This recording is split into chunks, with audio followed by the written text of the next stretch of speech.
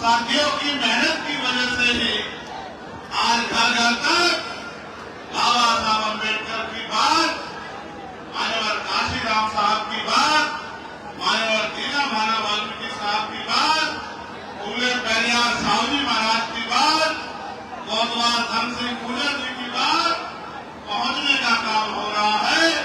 मैं इसके लिए पूरी पार्टी के नेताओं का आभार प्रकट करता हूं। इस मंच पर उपस्थित आजाद समाज पार्टी के राष्ट्रीय नेतागण, प्रदेश के नेतागण, अनुशासन समिति के साथियों, मिशन 78 के साथियों और मेरे सामने उपस्थित नौजवान साथियों, बड़े बुजुर्गों और इधर मेरी बहनें जो बहुत लंबे समय से यहाँ आशीर्वाद देने के लिए पहुंची हैं, मैं आपका बहुत बहुत आभार प्रकट करता हूं इस प्यार और इस आपके विश्वास के लिए जो आपने हम लोगों को बताया। अपनी बात को शुरू करते हुए मैं सभी धर्मों में जन्मे सभी संतों, गुरुओं और महापुरुषों को नमन करता हूं। नमन महापुरुष और उन महापुरुषों को जिनकी वजह से भारत में समता, समानता, बंधुत्व, भाईचारे की बात आगे बढ़ रही। मैं महामानव तथागत से लेके संत शिरोमणि सद्गुरु रविदास, भगवान वाल्मीकि, गुरु नानक देव, संत कबीर, नारायण गुरु, गुरु घासीदास, संत गाडगे जी महाराज और मां सावित्रीबाई फुले, मां राष्ट्रपिता ज्योतिबा फुले, मां फातिमा शेख, छत्रपति साहू जी महाराज, डॉक्टर बाबा साहब अम्बेडकर, ईवी पेरियार रामानायक स्वामी, पेरियार ललाई यादव, बाबू जगदेव प्रसाद कुशवाहा, जननायक कपूरी ठाकुर, महामना रामसु वर्मा, चौधरी महाराज सिंह भारती, सर छोटू राम, मान्यवर दीना भाना वाल्मीकि और मान्यवर काशीराम साहब को नमन करता हूं। सम्मानित साथियों, ये मेरठ की वो क्रांति रहा है जहां 1857 का गदर, 1857 की क्रांति इसी मेरठ की धरा से शुरू होने का काम किया और कोतवाल धन सिंह गुर्जर और माता देवी वाल्मीकि जी ने उसका नेतृत्व कर पूरे भारत की गुलामी की बेड़ियों को काटने का बिगुल इसी मेरठ की धरती से बजाने का काम किया। हालांकि उनके इतिहास को छिपाने का काम किया, उनके इतिहास को चुराने का काम किया, उनको जमी दर्ज करने का काम किया। लेकिन जब तक हम जैसे लोग जिंदा हैं, अपने महापुरुषों के इतिहास को न दबने देंगे और न ही किसी को चुराने देंगे। महापुरुषों के इतिहास को हर घर पहुंचाने का काम करेंगे। जिन कोतवाल सिंह, धन सिंह गुर्जर को, इनके इतिहास को, उनके बलिदान को, मेरठ के संघर्ष को दबाने का काम किया, आपके भाई ने पार्लियामेंट में उसे महापुरुष जिसने बलिदान का इतिहास लिखा, कोतवाल धन सिंह गुर्जर के लिए भारत रत्न देने की मांग की और गुर्जर रेजिमेंट को बहाल करने की, गुर्जर रेजिमेंट को बनाने की मांग की। ये मांग मैंने क्यों की, इस बात को मैं आपको आगे बताऊंगा। सम्मानित साथियों, नौजवानों का जो जनसंग्राम में देख रहा मैं मानता हूं, उनको कोई आंधी तूफान नहीं रोक सकता है, उनको कोई गर्मी नहीं रोक सकती है, उनको कोई सर्दी नहीं रोक सकती है। आज भीम आर्मी के संघर्ष से जो स्वाभिमान की ज्वाला उनके अंदर धड़क रही है, वो दिन दूर नहीं कि ये स्वाभिमान की ज्वाला बड़े बड़े सत्ताधारियों का तख्ता पलट करके रख देगी। वो दिन अब दूर नहीं है।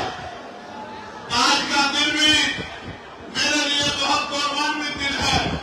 आज के दिन जहां एक तरफ सरकार मेरे खून से होली खेल के मेरा एनकाउंटर करना चाहती थी, लेकिन आज ही के दिन 2017 में 21 मई में आप लोगों ने मेरे हाथ मजबूत करके और दिल्ली में बताने का काम किया था। आज भी 21 मई है, आज 21 मई 2025 है और वो 21 मई 2017 था जहां आपने केंद्र की ओर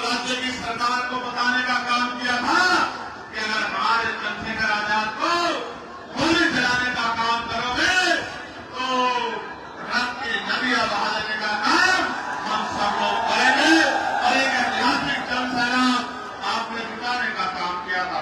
सामान्य साथियों, मैं कैसे आपका धन्यवाद करूं? मैंने तो एक किसान कमेरे परिवार में जन्म लिया है, एक गरीब मां की कोख से जन्म लिया है, जिसमें तमाम तरह के जीवन में अपने जीवन में तमाम तरह की परेशानी देखने का काम किया। गरीबी देखी, बेबसी देखी, लाचारी देखी, जाति के आधार पर जुल्म जाति के अत्याचार देखा और मेरे पिताजी ने महापुरुषों के रास्ते पर आगे बढ़ाने के लिए मुझे एक ही सीख देने का काम किया और वो सीख ये है कि अगर आप पैदा हुए हो तो आपके जीवन में कोई लक्ष्य होना चाहिए और अगर आपके जीवन में कोई लक्ष्य नहीं है तो आपका दुनिया में आना और जाने का कोई मतलब नहीं बनता। मेरे जीवन में लक्ष्य है आप सबकी गरीबी, बेबसी, लाचारी को खत्म करके आपको मान सम्मान का जीवन दिलाने का लक्ष्य मेरे मन में है। जिनको कमजोर समझ के कुचलने का काम किसानों को, मजदूरों को, नौजवानों को, महिलाओं को देश की सत्ता में बैठे लोगों ने किया है, उनको मुख्य धारा में लाके और भौतिक सुधार, मौलिक सुधार, बुनियादी सुधार के घरों तक पहुंचाकर और उनको मान सम्मान का जीवन दिलाना ही मेरी जिंदगी का लक्ष्य है। इसीलिए 16 महीने की जेल काटकर, इसीलिए आपको याद होगा जब दिल्ली में गुरुद्वारा तोड़ा गया था और दिल्ली में भी लाखों लोगों का सैलाब जुटा के केंद्र की सरकार को झुकाने का काम आप लोगों ने किया था। वो बात भी मैं नहीं भूला। मैं अपने ऊपर बड़ी लाठियों को भूल सकता हूँ, मेरे पैरों के नाखून खींच गए उसको भूल सकता हूँ, मेरे हड्डियां तोड़ दी गई मैं उनको भूल सकता हूँ, मेरे खून से होली खेल के मेरे ऊपर गोलियां चला के मुझे मारने का प्रयास किया गया, मैं उसको भूल सकता हूँ। लेकिन आपकी पीठ पे जो लाठियां पड़ी है उनको ये चंद्रशेखर आजाद भूलने वाला नहीं है। ये बात याद रखना। इस रैली को करने का भी एक मकसद है, इस रैली को मेरठ में करने का भी एक मकसद है। ये मेरठ क्रांति ग्राम कही जाती है और इसी मेरठ में जब आपकी बारात रोक के आपके स्वाभिमान से खेलने का प्रयास किया जाता है तो मेरी रातों की नींद हराम हो जाती है कि मेरठ की क्रांति ग्राम में अगर अब हमारी बारात रुकने लगी तो बाबा साहब अम्बेडकर ने जो संविधान में हमें समानता का अधिकार दिया था उस अधिकार का क्या मतलब। मुझसे पहले निजाम चौधरी जी ने आपको बताने का काम किया कि चाहे किसान हो, नौजवान हो, मेरे भाई सिख समाज के लोग हों, मुस्लिम समाज के लोग हों, ईसाई समाज के लोग हों, जैन समाज के लोग हों, बौद्ध समाज के लोग हों, पहलवान बेटियां हों, किसानों का 13 महीने का आंदोलन हो, कोई ऐसी संघर्ष लड़ाई नहीं है जिसमें भीम आर्मी आजाद समाज पार्टी ने आगे बढ़ के हिम्मत जुटाने का काम न किया हो, उनका हौसला बढ़ाने का काम न किया। आप महसूस करके देखो, जब मैं पार्लियामेंट में नहीं गया था तो ये पैसे वाले क्या कहते थे कि अकेला चंद्रशेखर क्या कर लेगा, ये चंद्रशेखर तो पार्षद भी नहीं बन पाएगा, ये चंद्रशेखर तो चेयरमैन भी नहीं बन पाएगा। मेरठ के लोगों ने तो पार्टी के 3 पार्षद बना के आपके उन गद्दारों का मुंह बंद करने का काम किया था और आपने दोनों हाथ भागे। नगीना का धन्यवाद कीजिए मेरे साथ, दोनों हाथ भागे। नगीना के लोगों ने अपनी मेहनत करके एक पैसा जुटा के और वोट की ताकत से आपके चंद्रशेखर आजाद को देश की सबसे बड़ी पंचायत में भेजने का काम किया। और आप बताओ, पार्लियामेंट में जाने के बाद कोई एक ऐसा मसला बताओ जिसमें आपने आवाज दी हो और चंद्रशेखर आजाद ने उस मामले को पार्लियामेंट में उठा के आपकी लड़ाई को मजबूत करने का काम न किया। कोई एक भी मामला ऐसा नहीं है। जब संत रविदास महाराज की जयंती का अवकाश नहीं हुआ तो पार्लियामेंट में लड़ लड़के मैंने अवकाश कराने का काम किया। जब बोध गया का मुक्ति आंदोलन चला 75 साल के इतिहास में और जब से लोकतंत्र लागू हुआ है किसी ने बोध गया मुक्ति की बात नहीं की। भगवान बुद्ध के उस पावन तीरथ पे जहां भगवान आपके भाई चंद्रशेखर आजाद ने सरकार की आंखों में आंखें डाल के वो बोध गया को मुक्त कराने के लिए आवाज उठाने का काम किया। भगवान बुद्ध की बात को, उनकी अपने पवित्र तीर्थ को आगे जो है वो बुद्धों के पास आ जाए, इसकी मांग को उठाने का काम किया। समाजी साथियों, आपको याद होगा पार्लियामेंट में मैंने ही डॉक्टर बाबा साहब अम्बेडकर की जयंती को राष्ट्रीय पर्व घोषित किया जाए इसकी मांग उठाई थी। जब मैंने मांग उठाई तो सरकार के लोगों ने घबराकर बाबा साहब अम्बेडकर की जयंती पे अवकाश घोषित करने का काम किया। आप ये सोचो, अभी तो चंद्रशेखर अकेला वहां है। जिस दिन चंद्रशेखर के साथियों को आपने भेजना शुरू कर दिया, आप ये देखना अभी तो मुद्दे उठ रहे हैं, फिर कलम पकड़ के आपके काम कराने का काम यही नौजवान करेंगे जो आज आपके सामने मंच पर बैठे हैं और आपकी लड़ाई को लड़ने का काम कर रहे हैं। मैं जानता हूं ऐसे वाले लोग हमारे लोगों का मजाक उठाते हैं, मेरे नौजवान नेताओं का, मेरे भाइयों का मजाक उड़ाते हैं, कहते हैं नौजवान लोग क्या करेंगे। जब एक चंद्रशेखर पूरी पार्लियामेंट में अपनी पहचान बना सकता है तो ये एक नौजवान उत्तर प्रदेश का इतिहास बदल के रख सकता है। इस बात को भूलना मत मेरे साथी। नौजवान, आप समझते हो क्या होता है नौजवान? नौजवान कभी गैर जिम्मेदार नहीं होता, उसके कंधों पर जिम्मेदारी होती है अपने परिवार की, अपने क्षेत्र की, अपने प्रदेश की, अपने देश की। उसके सीने में आग होती है, राष्ट्रवाद की आग उसके सीने में होती है। नौजवान, याद करो आजादी की जंग करतार सिंह सराफा साहब जिन्होंने सबसे पहले शहादत दी, वो 19 साल के थे। शहीद आजम सरदार भगत सिंह 23 साल के थे, जिन्होंने मातृभूमि की रक्षा के लिए प्राणों का बलिदान कर दिया। आज जिन नौजवान नेताओं का आप अपमान करने का काम करते हो विरोधियों, वो दिन दूर नहीं, इन्हीं नौजवानों में से कोई विधायक होगा, कोई सांसद होगा, कोई जिला पंचायत का सदस्य होगा, कोई जिला पंचायत का अध्यक्ष होगा, कोई चेयरमैन होगा, कोई प्रमुख होगा। एक दिन जनता ने जिस तरह मेरे सर पे हाथ रखा है, मेरी बात पे पहरा देके इनके सरों पे हाथ रख दिया, वो दिन दूर नहीं कि इन गरीबों की तरफ आग उठाने वाला ज्यादा दिन तक चैन की जिंदगी नहीं जी पाएगा। उसको मिट्टी में मिलाने का काम आपकी संवैधानिक ताकत करेगी। मेरी बात को आप याद रखना। अब वो समय बदल गया है, समय बदल गया। हालांकि आप ये भी समझो, हमारी लड़ाई धर्म की नहीं है। सरकार झूठे राष्ट्रवाद की बात करती है। अगर ये भारत अखंड भारत बना है तो सम्राट अशोक के समय में बना है, जब इसकी सीमाएं अफगानिस्तान तक थी, ईरान तक थी। अगर ये दोबारा कभी अखंड भारत बना है तो ये डॉक्टर बाबा साहब अम्बेडकर के संविधान की वजह से बना है, जो संविधान आपको और मुझे बराबरी का अधिकार देता है। सामान्य साथियों, जिसे जिसे ये विरोधी गिराने का काम करेंगे, उसका हाथ पकड़ के हम उनको उठाने का काम करेंगे।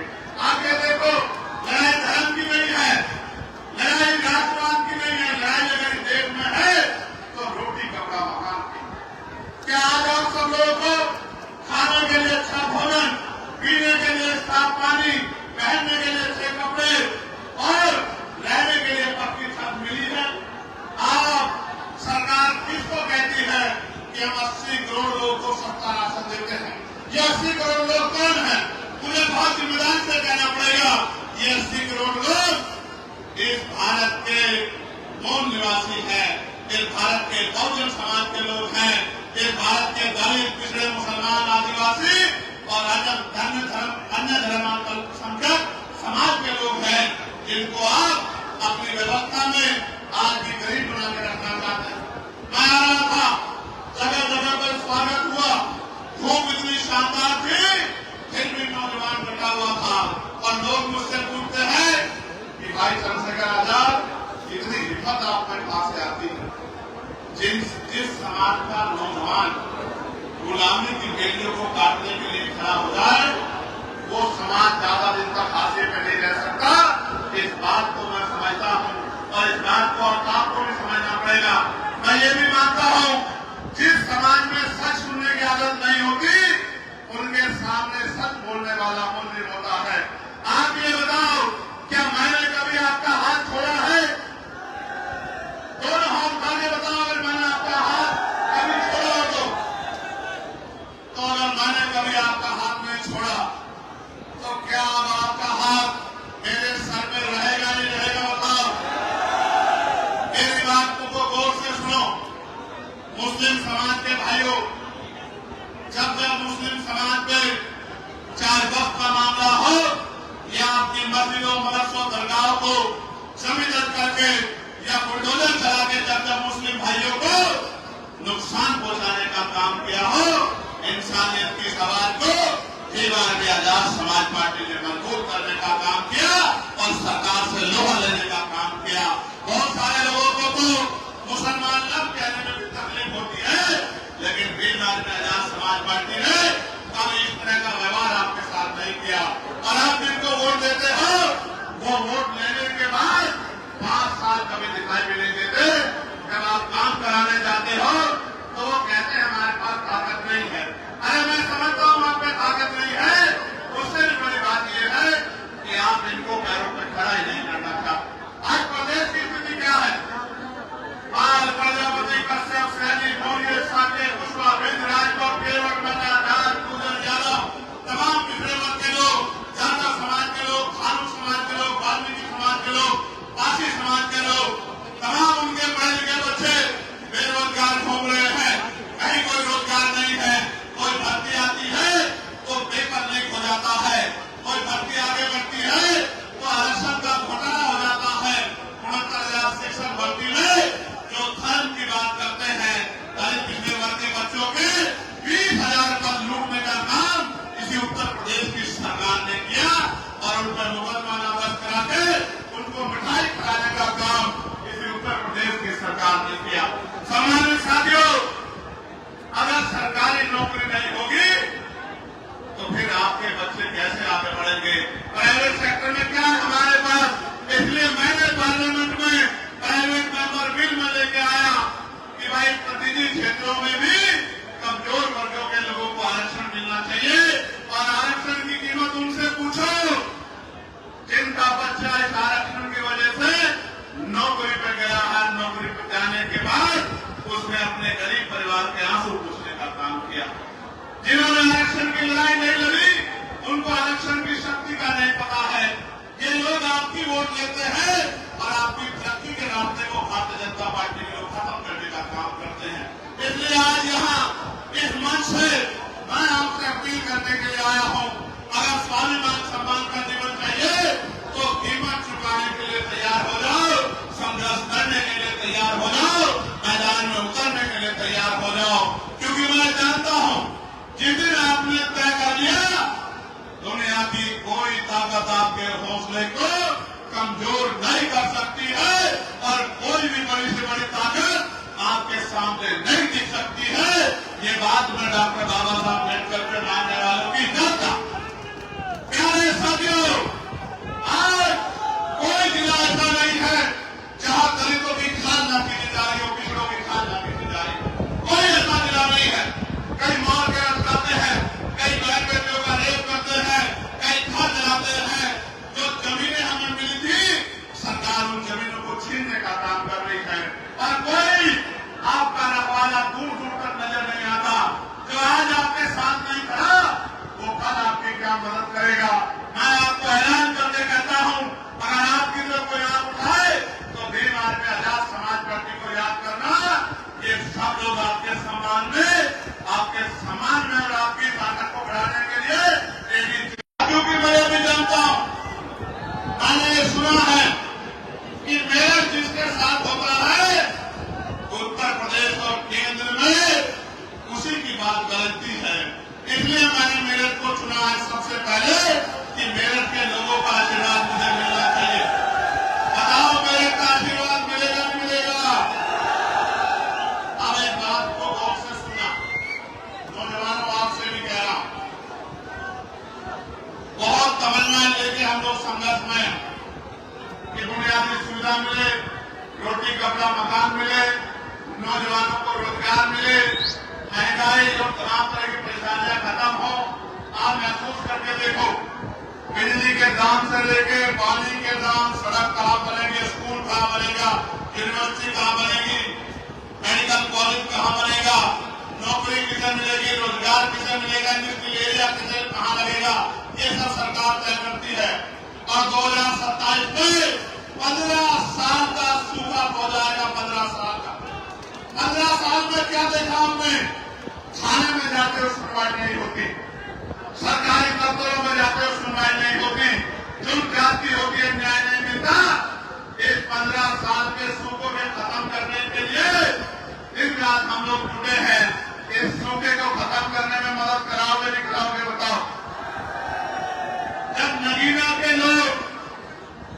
नगीना के लोग इस सूखे को खत्म कर सकते हैं, तो क्या मेरठ के लोग इस सूखे को खत्म नहीं कर सकते? ये बताओ। अभी भी कोई टैक्स देना बाकी है क्या चंद्रशेखर के लिए? दोनों हाथ उठा के बताओ, अभी भी कोई टैक्स बाकी है क्या? क्या मेरे समर्पण में कोई कमी है? क्या भीम आर्मी आजाद समाज पार्टी के संघर्ष में कोई कमी है? अब तो आपको हाथ आगे बढ़ाना है और गांव-गांव में निकल के बूथ कमेटी, सेक्टर कमेटी, भाईचारा कमेटी बना के अपनी ताकत बढ़ानी है। और आने वाले त्रिस्तरीय पंचायत चुनाव में आजाद समाज पार्टी को ताकतवर बनाया। बताओ बनाओगे नहीं बनाओगे? जोर से बताओ बनाओगे नहीं बनाओगे? विरोधियों को मुंह तोड़ जवाब दोगे नहीं दोगे?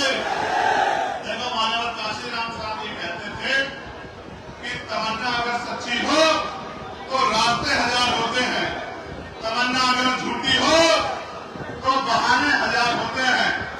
भाई दरोगा जी, आराम से।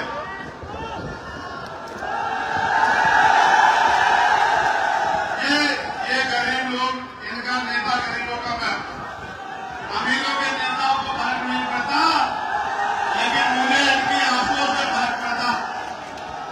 वो मेरा भाई है, मैं उसको कहूंगा कि वो वहीं रुक जाए। ये भी अपनी ड्यूटी कर रहे हैं, मगर तू ये जान ले, मेरे साथ फोटो खिंचवाने से तेरा जीवन नहीं बदलेगा। ये दिन काम में ताकत होगी, रोजगार देकर तेरा जीवन बदलने का काम जब रोजगार मिलेगा, 4 पैसे जेब में होंगे, तो माँ को हवाई जहाज का सफर कराना, माँ को देश दुनिया दिखाने का काम करना, बहनों के सपने पूरे कराने का काम करना, तब जाके मेरे दिल में भी खुशी होगी जब इस काम को आप लोग करने का काम करोगे। मेरी माँ को दुनिया दिखाने का काम करोगे, उनके आंसू पूछने का काम करोगे, उनको सुख सुविधा देने का काम करोगे, उनकी तकलीफों को दूर करने का काम करोगे, तभी जाके मेरे दिल में ठंडक पड़ेगी। और कोई इसके अलावा रास्ता नहीं है। भाई आप चिंता न करो, आपकी मेहनत और हम सबकी मेहनत मिलकर 2027 में उजाला करने का काम करेंगे। मेरे लोगों याद रखना पड़ेगा। प्यारे साथियों, कुछ मांगे जो मुझको दी गई थी कि इन मांगों पर चर्चा होनी चाहिए। मैं आपको विश्वास दिलाता हूं, आपकी मांगों को पार्लियामेंट में उठाने का काम करूंगा। मैं आपको इस बात का विश्वास दिलाता हूं। मांग ये है कि हस्तिनापुर क्षेत्र को पर्यटक स्थल घोषित किया जाए और रेलवे लाइन से जोड़ा जाए। जिसकी क्षेत्र के लोगों द्वारा लंबे समय से मांग चली आ रही है। मैं आपको विश्वास दिलाता हूं कि आपका चंद्रशेखर आजाद इस मांग को पार्लियामेंट में उठाने का काम करेगा। मैं आपको विश्वास दिलाता हूं। आपकी मांग है शहीद धन सिंह कोतवाल जी को भारत रत्न दिया जाए की मांग आपने की है। मैं इस मांग को पार्लियामेंट में उठाने का काम करूंगा। मैं आपको विश्वास दिलाता हूं। और आपने ये भी मांग की है कि भारतीय सेना में गुजर रेजिमेंट बनाई जाए। आपकी इस मांग को भी मैं पार्लियामेंट में उठा चुका हूं।